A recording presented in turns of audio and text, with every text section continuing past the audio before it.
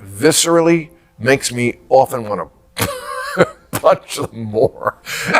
Because they're just so often like anti-common sense. So they just insist on championing things that are really about them, but they have to feel like they're social justice warriors. You know, they have to. It's very important for them to feel like they're the good people, and by telling us that we're all bad, that's how they know their terms. Right. People want to voice their opposition to what's going on in any administration. They're not happy with this. They're not happy with that. That's the way to show it. I mean, the Democrats are going to have to work really hard to figure out how they're going to blow this one. Bill Maher is back again, and this time, he's not holding anything back. The far left has experimented with strategy after strategy to make their party resonate with everyday Americans, yet nothing seems to land.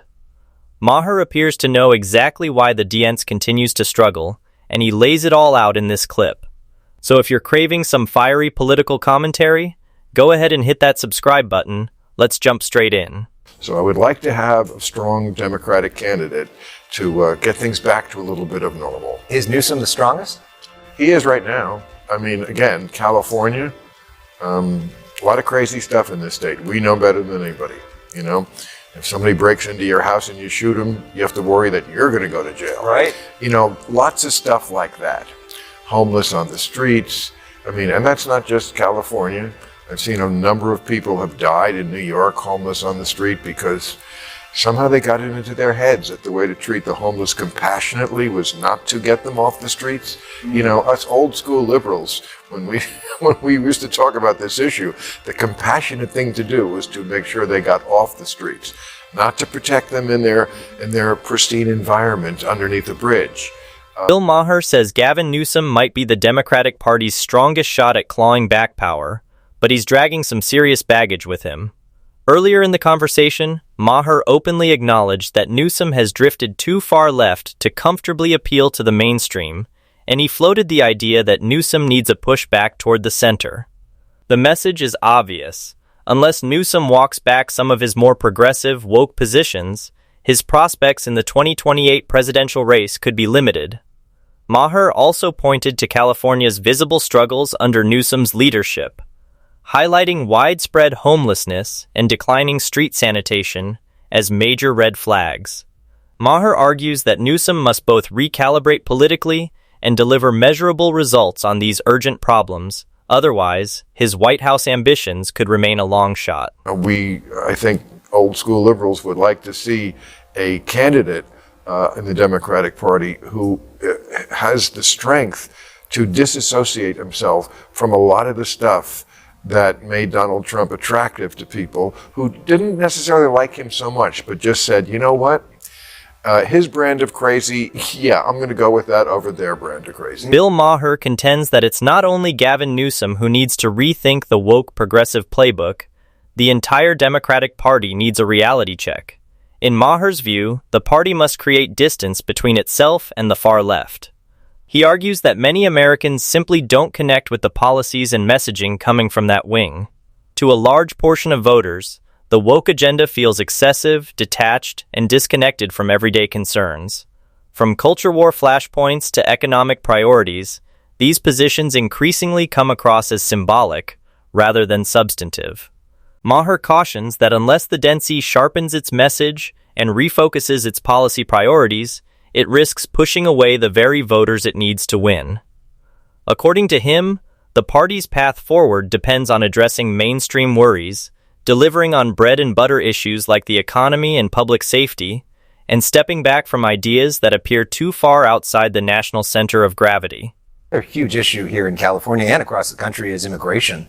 Now we're going to have a partial government shutdown over DHS funding. The Department of Homeland Security essentially not funded, at least part of it now, going forward for the foreseeable future. Is that the right fight for Democrats? And where do you think that should go? Well, I think ICE and the border people already have the money. Right. So no. So I would guess that's not a great way to do it. Yeah. Because it's not. They say that's the only leverage that they have. Yeah, I mean, again, the leverage they have is to win the next election. I mean, Maher may have a point. Right now, Democrats hold very little leverage against Republicans, who currently control the House, the Senate, and the presidency. With that kind of sweep, Republicans largely set the legislative tempo and political narrative, leaving Democrats scrambling for relevance. The dense, clearest route back to power is simple: win over voters in the next election cycle. But Maher argues they're falling badly short. A major factor, he says, is the party's continued embrace of woke politics, something many Americans see as extreme and disconnected from kitchen table concerns. Rather than zeroing in on broadly resonant issues like economic stability, public safety, and healthcare, Democrats keep wading deeper into polarizing cultural fights. Without a strategic reset, their odds of regaining control remain narrow. Want to voice their opposition to what's going on in any administration. They're not happy with this, they're not happy with that. That's the way to show it. I mean, the Democrats are going to have to work really hard to figure out how they're going to blow this one.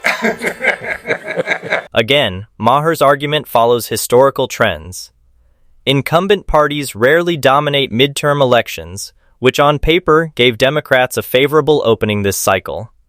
The political arithmetic suggested a prime chance to recover lost ground and rebuild momentum.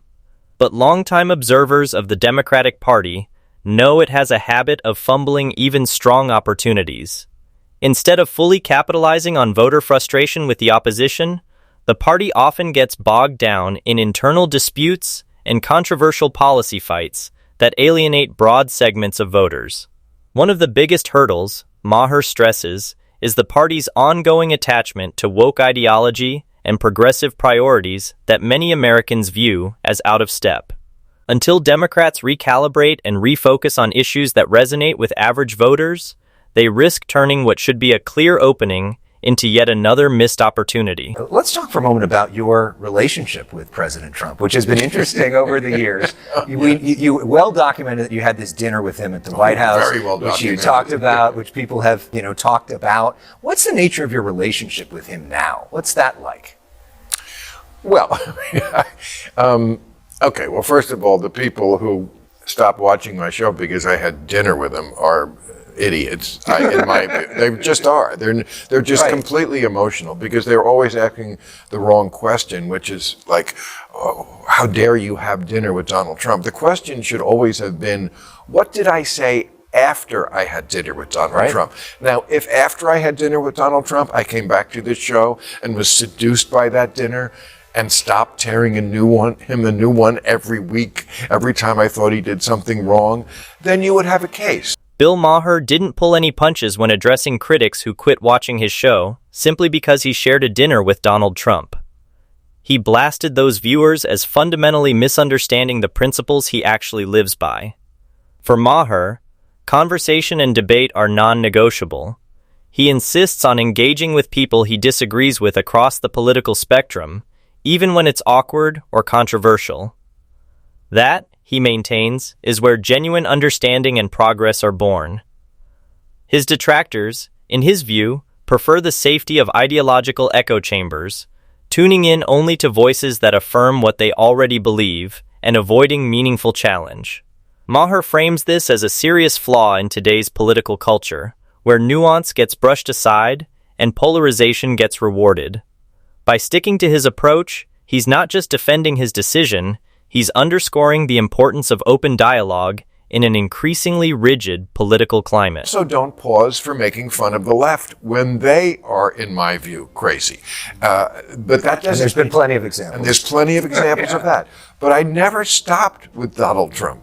So I feel like we, having met him and sat down for 3 hours, it was a long dinner, and the left got very mad at me for reporting it accurately, which is he's very different in person. By the way, everyone who's ever met him says the same thing. I would say the same thing. I've met him several Of times. course. Yes. Okay. Yeah. But they just couldn't abide by this, but okay, that's the truth. He met Ma'am Donnie, remember, the mayor of New York? He had been yelling and screaming at him, and then he had him to the Oval Office. I think he's a nice guy. Don't you get it? He operates everything out of a personal relationship. You have to have a personal relationship. Trust me, he's not upstairs at night reading the... Maher also takes aim at the left over what he considers a long-standing distortion of Donald Trump. According to Bill Maher, many on the left spent years framing Trump as a tyrant and an existential danger to the country. Maher argues that this drumbeat messaging, repeated endlessly across media and political circles, eventually lost credibility with a sizable share of the public. Rather than persuading voters, he believes it bred skepticism and mistrust. As more Americans began questioning that narrative, some started evaluating Trump on their own terms instead of through the harshest critical lens.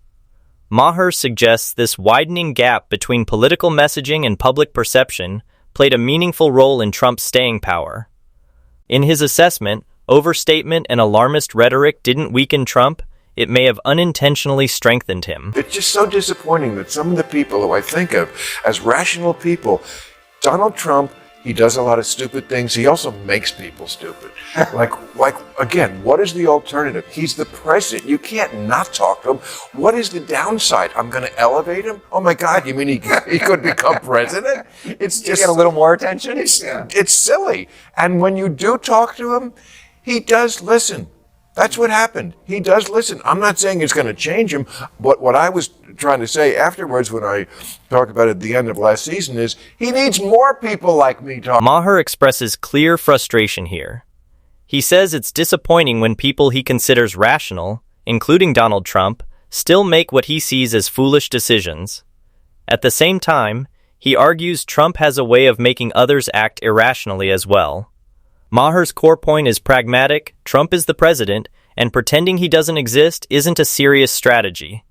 What he asks, is the real downside of talking to him? The fear of elevating Trump, in Maher's telling, doesn't hold up under scrutiny.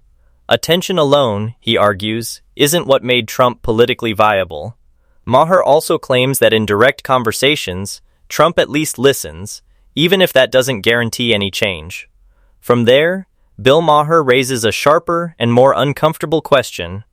What's the worst outcome if the left actually engages the right in substantive, good-faith political debate? Maher believes meaningful dialogue should be embraced, not feared, particularly in a deeply polarized environment. Yet, he accuses parts of the left of being too emotionally invested in their positions to seriously confront opposing arguments. In his view, some ideas are treated as untouchable, beyond criticism. He suggests this reluctance to engage may reflect a deeper concern, that strong counterarguments could expose weaknesses in their assumptions and potentially unravel broader narratives. Instead of welcoming debate as a path to clarity, Maher argues many retreat into ideological comfort zones, missing opportunities to pressure test and strengthen their own ideas. What's more annoying to you, the extreme left or the extreme right? The extreme right is more dangerous. Absolutely. They don't believe in democracy. They don't believe that in conceding elections. He's made that plain. The climate thing we just talked about, those are just two issues. There are others. The left viscerally makes me often want to punch them more. Because they're just so often like anti-common sense. So they just insist on championing things that are really about them, but they have to feel like they're social justice warriors. You know, they have to. It's very important for them to feel like they're the good people, and by telling us that we're all bad, that's how they know they're good. Right. And that just becomes kind of annoying. Bill Maher further contends that one of the biggest sources of public frustration with the far left is rhetoric that, in his view, seems detached from everyday common sense. Maher argues that certain rules and policy positions don't align with lived experience or broadly accepted reasoning, which fuels confusion and public pushback. He believes that when these ideas face criticism, some activists respond not by refining their arguments, but by doubling down with absolute certainty. That posture, Maher says, makes productive dialogue far more difficult. His broader warning is straightforward. Any political movement that treats its positions as beyond question risks pushing people away instead of persuading them. Sustainable political success, in Maher's framework, requires openness to criticism, a willingness to adjust when warranted, and grounding in practical reality rather than rigid ideological certainty. We sort of saw both examples with the Super Bowl halftime show, where Kid Rock, who you had that dinner with, was doing his own show, and then Bad Bunny's doing his show. Which one did you watch, and what did you make of that cultural moment for America? So funny. People were asking me the week before, which one are you going to watch? I said, I'm going to watch the real one, the regular one, like I do every year, and I'm going to honor it the same way by going to the bathroom. Did you? Of course, you have to go to the bathroom at some point. Yeah. But I watched it. I liked it. You know what? I didn't understand it, but like I said tonight in the show, I don't understand when Mick Jagger sings either. I don't understand any rock star. Nobody's really understandable. I didn't understand Kendrick Lamar very much, well either. I mean, that's okay. It's just a feeling. And, I said to, The halftime show at this year's Super Bowl was supposed to be pure entertainment, a high-energy musical showcase meant to unite viewers, not divide them.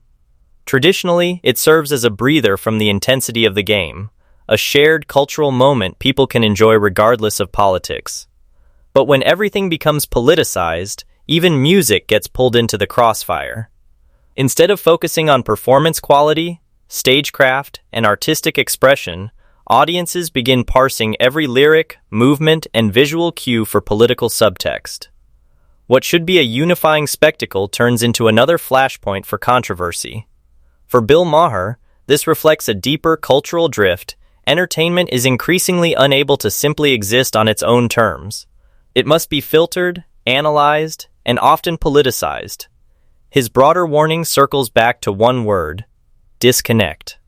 Maher argues that when political movements ignore everyday concerns, shut down debate, and cling to ideological rigidity, they risk alienating the very voters they hope to win over. If the Democratic Party wants to regain competitive footing, he believes it must reconnect with practical reality, welcome open dialogue, and prioritize concrete solutions over rhetorical signaling.